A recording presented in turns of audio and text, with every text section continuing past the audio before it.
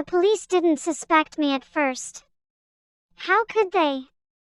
I was just a child. But I couldn't stay quiet.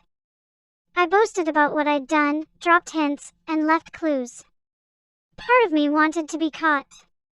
Part of me wanted them to see me, to understand the monster they'd created. When they finally arrested me, the newspapers called me a devil in pigtails. They said I was evil, a child who killed for fun.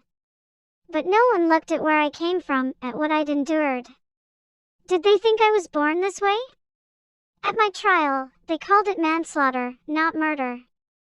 They said I couldn't understand the consequences of my actions. Maybe they were right. I was sent to Red Bank Secure Unit, where I stayed until I was 23. After my release, I tried to build a life, but my past followed me everywhere. I am Mary Bell, the girl who took 2 lives before she even understood her own. I was just a child myself when it all happened, only 11 years old, but my name, Mary Bell, would be etched in infamy forever. To most, I was an ordinary girl from Newcastle. But deep inside, there was a storm, a rage I couldn't control, a need I didn't understand. I don't know when it began, this darkness inside me.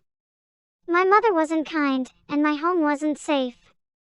Abuse, neglect, fear, they were my lullabies. I learned early that the world was cruel, and I decided I wouldn't be a victim.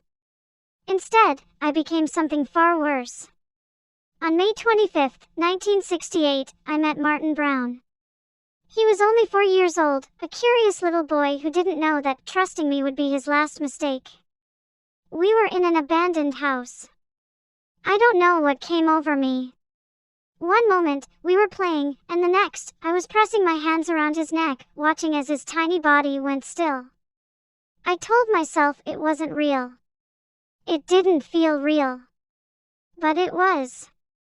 After Martin's death, I couldn't stop thinking about it. The power. The control. It was intoxicating. And I wanted more. 2 months later, on July 31st, I found Brian Howe, a sweet 3-year-old boy. This time, I wasn't alone. My friend Norma was with me. Together, we lured Brian to a secluded area.